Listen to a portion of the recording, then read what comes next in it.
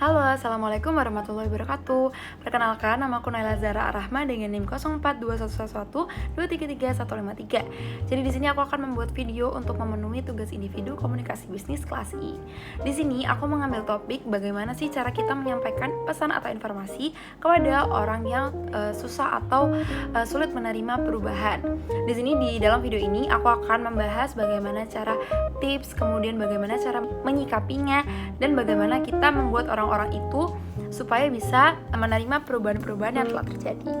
Nah, pernah gak sih kita tuh merasa kesulitan terhadap teknologi yang baru, atau merasa kita tidak nyaman dengan rutinitas kita yang tiba-tiba berubah? Nah, itu adalah salah satu bentuk emosi yang terjadi ketika kita itu merasa ada sesuatu yang berbeda, ada sesuatu yang baru.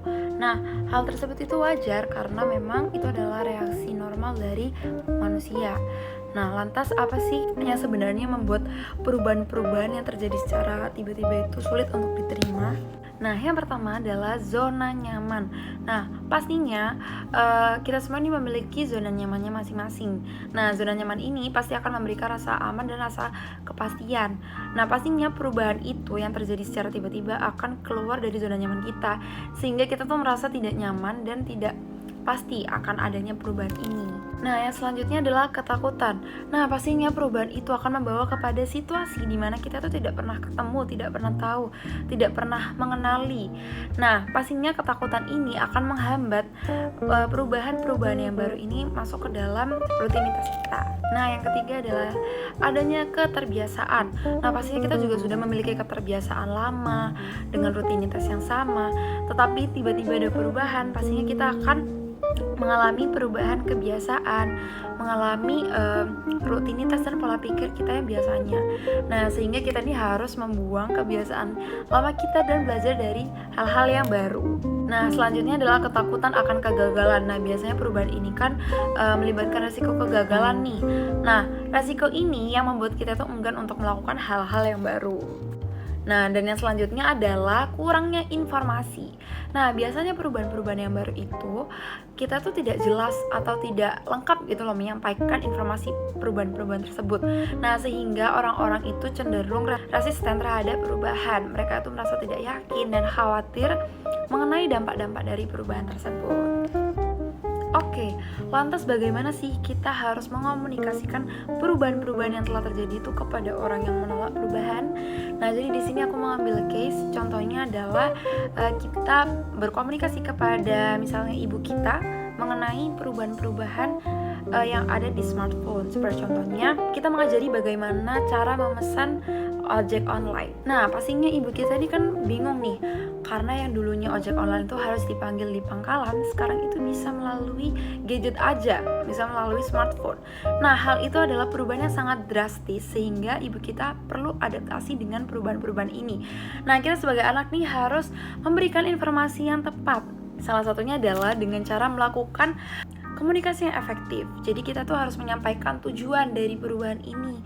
Tujuannya adalah supaya ibu ini lebih gampang, lebih hemat waktu, hemat biaya, serta juga lebih efisien terhadap cara pemanggilan ojek online. Nah, kemudian jangan lupa nih kita jelaskan manfaatnya. Nah, manfaatnya yang pertama, ibu nggak usah ke pangkalan ojek lagi, nggak usah menawar lagi.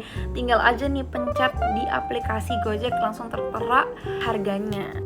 Nah, kemudian yang kedua adalah kita harus membangun kepercayaan kepada ibu kita supaya ibu kita nih percaya bahwa aplikasi ojek online ini tidak bahaya atau tidak merugikan. Seperti contohnya kayak memberikan review bahwa banyak sekali orang-orang itu yang menggunakan ojek online ini, atau juga bisa memberikan pengalaman pribadi kita sebagai anak yang lebih up to date mengenai ojek-ojek online seperti ini. Nah, selanjutnya adalah mengelola ketakutan. Nah, pasti ibu kita ini kan merasa ketakutan ya, karena ini kan juga aplikasi baru, situasi yang baru, sehingga harus ada adaptasi dari ibu kita kepada situasi tersebut. Nah, kita harus sebagai anak nih harus bisa mengelola ketakutan tersebut. Seperti contohnya kita harus memberikan dukungan emosional dan dukungan selama ibu kita mempraktekkan hal tersebut di gadget. Nah, yang terakhir adalah pendekatan yang fleksibel. Nah, pastinya perubahan ini tidak akan langsung diterima secara langsung. Pasti ibu kita juga perlu waktu untuk memproses perubahan-perubahan ini, sehingga kita memerlukan pendekatan yang fleksibel. Mungkin kita bisa sesekali, 1 hari atau 2 hari mengajari ibu kita. Jangan setiap hari dan setiap waktu kita ajarin, pasti akan membuat ibu kita terpressure dan merasa terbebani. Nah, terdapat beberapa fase, ada 5 fase nih terhadap perubahan. Yang pertama adalah denial. Nah, pastinya orang-orang yang mengalami perubahan ini pasti akan merasakan di fase penolakan atau denial. Merasa perubahan itu tidak berdampak apapun bagi hidupnya. Nah, di fase yang kedua, pasti mereka merasakan di fase kemarahan atau anger. Mereka merasa depresi atau frustasi terhadap perubahan-perubahan yang terjadi. Bahkan mereka bisa menyalahkan orang lain atas perubahan ini gitu. Kemudian yang ketiga adalah bargaining atau tawar-menawar. Nah, biasanya orang-orang itu mencari cara bagaimana mereka itu menghindari perubahan atau menunda-nunda perubahan tersebut. Kemudian yang fase keempat adalah depresi atau depresiasi.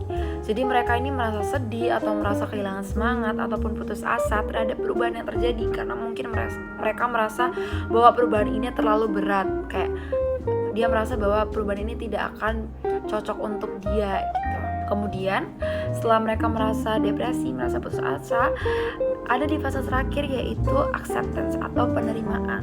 Nah, mereka akan menerima kenyataan bahwa perubahan ini telah terjadi dan akan terjadi selamanya, sehingga mereka akan mencari cara untuk beradaptasi dan memulai untuk menerima bahwa perubahan ini akan terus-menerus terjadi. Nah, baik, sekian teman-teman informasi yang bisa dapat saya sampaikan. Semoga video ini dapat bermanfaat bagi teman-teman dan ibu-ibu maupun bapak-bapak yang menonton. Semoga kita dapat menerima dan dapat beradaptasi terhadap perubahan-perubahan yang akan terjadi ke depannya. Mohon maaf apabila ada salah kata. Wassalamualaikum warahmatullahi wabarakatuh.